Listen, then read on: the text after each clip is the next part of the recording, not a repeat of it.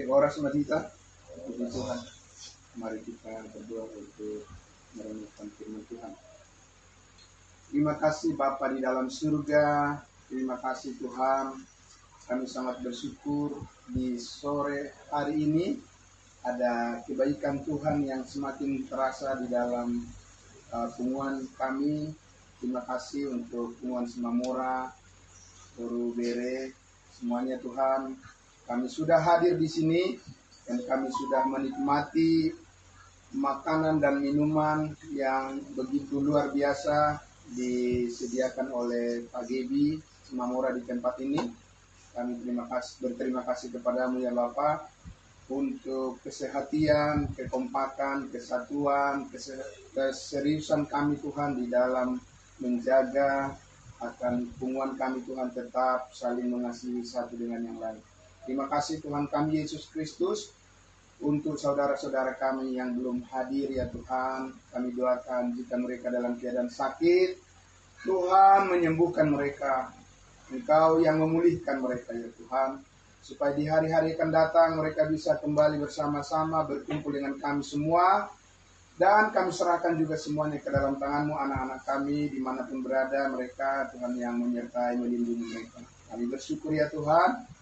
Setelah kami menikmati makanan jasmani, saatnya Tuhan kami juga menikmati makanan rohani kami, yaitu firman Tuhan yang terus menguatkan kami. Terima kasih Bapa, kami bersyukur, kami berterima kasih dalam nama Tuhan Yesus kami berdoa. Amin. Amin. Amin. Puji Tuhan. Sekali lagi salam. Salam. Puji nama Tuhan untuk kita semuanya, ya pengumuman Semamora yang selalu setia.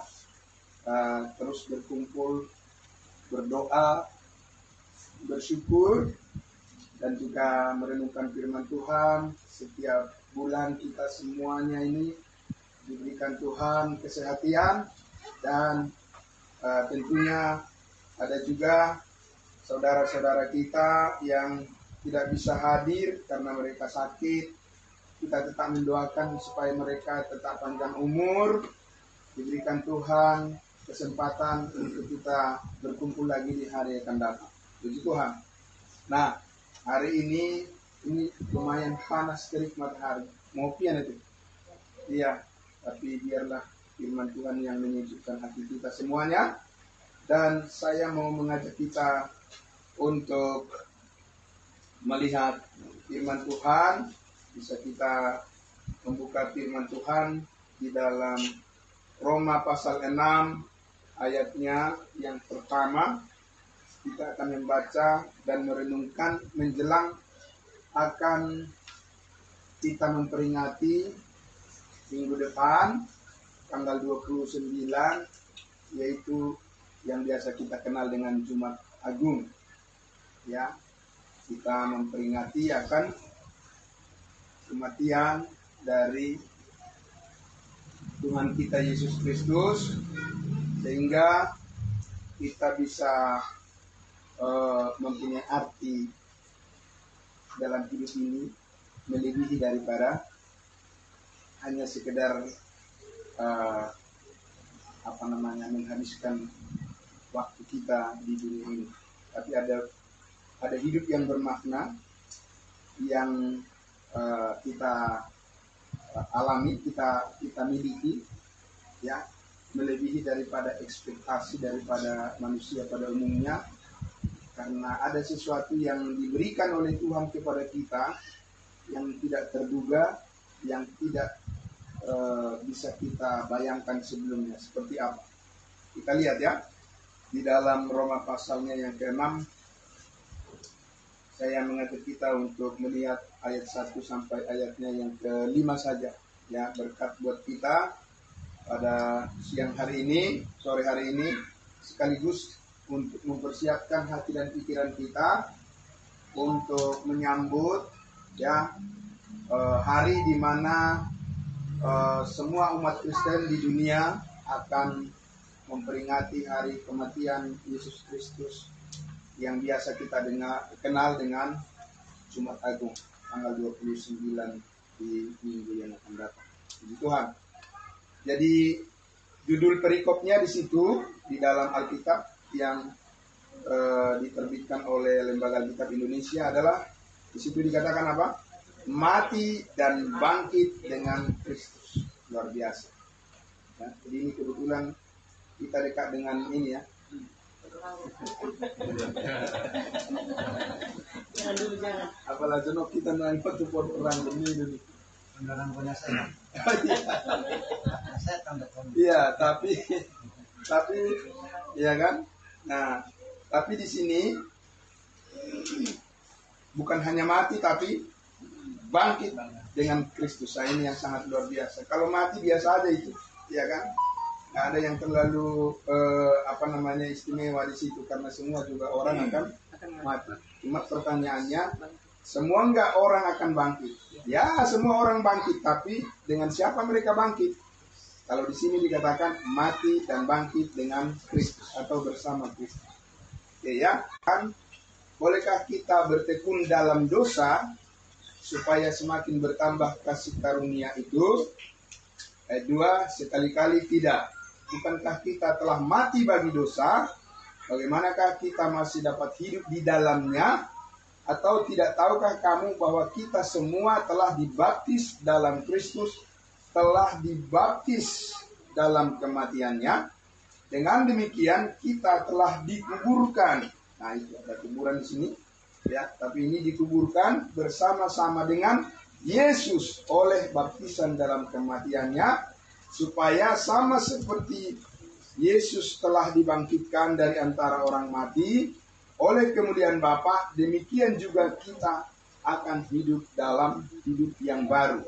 Hidup kebangkitan maksudnya itu baru. Ayat 5.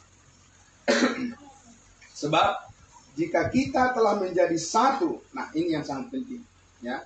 Jadi kita mengerti dulu nih posisi kita sebelum kita banyak berpikir tentang hubungan kita dengan Tuhan. Yang pertama dikatakan di sini ayat 5, sebab jika kita telah menjadi satu, bukan dua, telah menjadi satu dengan apa yang sama dengan kematiannya, kita juga akan menjadi satu dengan apa yang sama dengan kebangkitan. Nah, jadi Bapak Ibu Saudara yang dikasihi Tuhan Yesus, bahwa kita tadi ya sedikit agak teringat dengan penasihat kita, Bapak Tua almarhum yang sudah duluan pergi meninggalkan kita, ya. Dan saya bilang bahwa kita ini semuanya ada di dalam antrian. Itu memang nyata dan itu tidak bisa kita sangkal, tidak bisa kita tolak bahwa kita semuanya ini di dalam antrian, ya. Artinya suatu saat juga kita akan mengalami hal yang sama, akan meninggalkan dunia ini. Nah, kalau itu hal yang biasa, ya, hal yang biasa itu karena apa? Atau kita memikirkannya atau tidak, itu pasti akan jalan, ya kan? Apakah kita memikirkan tentang hari esok atau minggu depan, bulan depan, itu akan jalan sendiri. Waktu tidak bisa dihentikan, ya. Dan orang yang akan menyusul juga, ya, mengalami kematian itu tidak bisa dihentikan. Saya sudah lihat orang-orang yang berusaha untuk menjaga kesehatan, kebugaran, ya, dirinya, tubuhnya, dan seterusnya. Dia berupaya membuat supaya dia awet muda, ya, dengan segala apa, suntik, silikon, segala macam, ya, membuat supaya awet muda, olahraga sedemikian rupa, makan, menjaga pola makan dan olahraga mantap sekali, luar biasa. Tetap aja dia akan ditentukan akan mengikuti orang yang sudah duluan meninggalkan dunia ini. Jadi itu sudah, orang bilang itu adalah merupakan suatu apa? Takdir, gitu ya. Takdir katanya. Jadi tidak ada orang yang bisa menolak itu. Karena itu kematian itu hal yang biasa. Hal yang biasa. Karena orang memikirkannya atau tidak pun pasti akan dia mengikuti mengalaminya. Tapi yang luar biasa adalah kita lihat di sini ada sesuatu yang luar biasa. Makanya kita jangan memikirkan hal yang biasa saja. Kenapa? Karena kalau hal yang biasa saja yang kita pikirkan, ya, itu tidak terlalu mempengaruhi nilai yang tertinggi. Kalau hal yang biasa saja. Tapi ada satu hal yang luar biasa di sini, yaitu pengalaman bersama dengan Kristus. Dan pengalaman ini, ya, tidak bisa kita ciptakan dengan sebuah event atau sebuah acara atau sebuah keilmuan atau dengan teknologi dan sebagainya, nggak bisa diciptakan pengalaman seperti ini bagaimanapun caranya. Ya, tidak bisa diupayakan oleh manusia. Yaitu pengalaman di ayatnya yang keempat dikatakan di sini, ayat 4. Dengan demikian kita telah dikuburkan bersama-sama dengan Yesus. Pertanyaannya, siapa di sini yang menyadari bahwa pernah dikubur bersama dengan Yesus? Saya mau bertanya dulu, boleh tunjuk tangan. Kalau pernah mengalami, menyadari atau merasakan atau bisa menyaksikan, menceritakan bahwa dia pernah dikuburkan bersama-sama dengan Yesus. Dan bagaimana caranya? Ya, cara orang mengatakan, karena Yesus dikuburkan sudah berapa lama? 2000 tahun yang lalu. Bagaimana bisa pergi ke situ? Bisa memutar waktu nggak ke belakang? Tidak bisa. Tapi lihat di situ. Ya kan firman Tuhan katakan. Dengan demikian kita telah bukan sedang, tapi telah sudah. Ya, mulai di bahasa Batak, wame dokter di bahasa Batak. Pinjam dulu handphonenya, bukan pinjam 100, tapi pinjam dulu handphone. Ya, kalau tidak ada di sini ya. Oke, aku mau lihat di bahasa Batak dulu ya. Kalau bearing menjadi bahasa Batak. Oke, bentar. Ya. Di dalam Roma pasalnya yang ke-6, ayatnya yang ke-4. Oke. Bahasa Batak coba. Tadi gimana lagi? Manang naisi itu kita nokia mengalami firmanon jauh berada atong naung tartanom do kita rap do Yesus ya tu bagasan hamatian ya kan, jadi nunga tartano kita tu bagasan Yesus di bagasan hamatian. Bagaimana caranya ya? Nah, jadi kadang orang mengetahui itu sebagai sesuatu pengalaman yang istimewa dalam hidupnya. Karena memang susah ya membayangkannya dengan akal sehat manusia. Maksud saya, dengan akal pikiran manusia, susah itu diterima kecuali percaya. Amin. Nah itu, selesai sudah. Ya kan? Itu. Jadi kalau orang masih terus berupaya, kerja keras, berjuang, ya belum tentu dia sampai, tapi kita sudah duluan sampai. Karena apa kita bisa sampai? Bukan karena kekuatan kita, tapi karena kita percaya. Itu maknanya. Amin. Itu yang luar biasa. Jadi meskipun 2000 tahun lalu tidak kita lihat Yesus mati di atas kayu salib dan dikuburkan, ternyata kita sudah ada bersama-sama dengan dia. Bamula teman hidup Tuhan ialah buji seorang tubur tidur. Kami juga mendapat bagian di pengalaman Tuhan Yesus yang luar biasa. Ikiki ibana di Haupinur Silang, jala ibana dikuburkan, ya. Dan bukan hanya itu, dikatakan di situ di ayatnya yang keempat tadi, ya. Dengan demikian kita telah dikuburkan bersama-sama dengan Yesus oleh baptisan dalam kematian, supaya sama seperti Kristus telah dibangkitkan dari antara orang mati oleh kemuliaan Bapa di surga, demikian juga kita akan hidup dalam hidup yang baru. Di bagasan ngulu naik baru.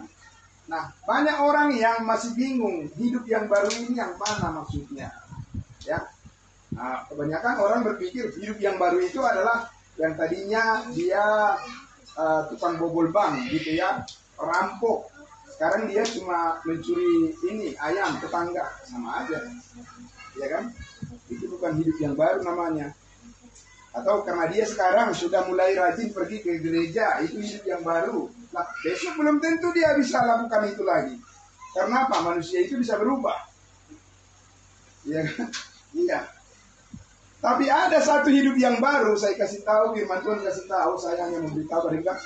ada satu hidup yang baru yang tidak bisa hilang dari hubungan kita dengan Tuhan Yesus, yaitu hidup kebangkitan.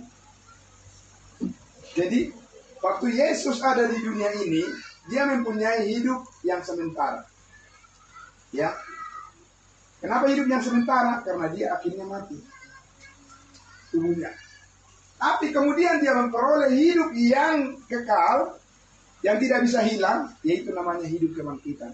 Hidup kebangkitan itulah yang dibagikan kepada kita, sehingga sekarang kita mempunyai bagian bersama dengan Yesus. Jadi benarlah bahwa kita tidak bisa dipisahkan lagi dengan Tuhan Yesus, tidak bisa.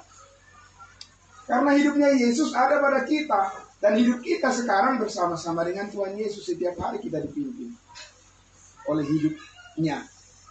Amin. Itu yang jarang kita sadari. Jarang kita sadari. Padahal itu dimanapun kita, ya, di jalan, di rumah, ya, di kantor, di mana saja kita, itu hidup yang bersama dengan Yesus itu ada menyertai kita. Nah,